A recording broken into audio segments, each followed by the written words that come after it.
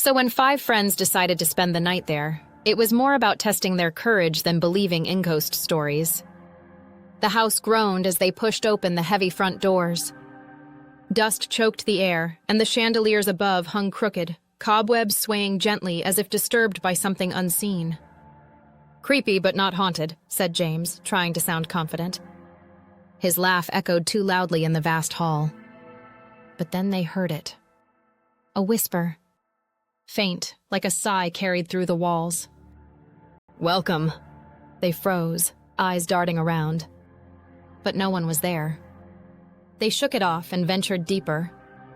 Each room they entered smelled of damp wood and decay. But with every step, the whispers followed. At first, soft and indistinct. Then sharper. More specific. "Don't go in there. Turn left. He's behind you." The friends laughed nervously, blaming the wind, their imaginations, the way old houses seemed to breathe. But the voices grew louder, overlapping, as if the walls themselves had learned their names.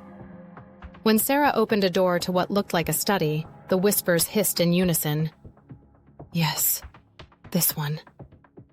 Inside, books lay scattered on the floor, pages torn, as though something had clawed through them.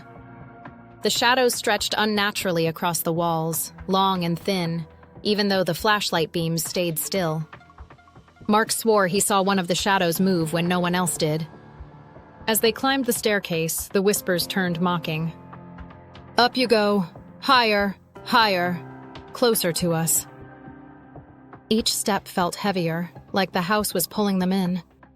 At the landing, the air turned icy cold. Their breath fogged, though no draft stirred. The whispers now seemed to come from right beside their ears. "Stop! Run! You shouldn't have come!" Terrified, they tried to leave. But the hallways stretched longer than before, twisting into shapes that made no sense. Doors that should have led back to the foyer only opened to more rooms, darker rooms, where the whispers sounded like laughter. Then the mansion changed its game. The voices began predicting their actions. "He's going to trip." And James fell, his flashlight clattering against the floor. "She's going to scream." And Sarah's shriek cut through the darkness as a shadow brushed her arm. "He's not leaving." And Mark froze, staring blankly into the gloom, unresponsive no matter how much they shook him.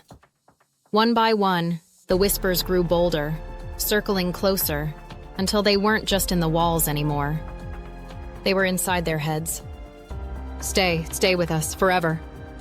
By dawn, only one friend stumbled out of the mansion, pale, trembling, whispering words that weren't their own. The locals who found them asked what had happened. But the only answer they gave, over and over, was the same chilling phrase the house had taught them. It already knew.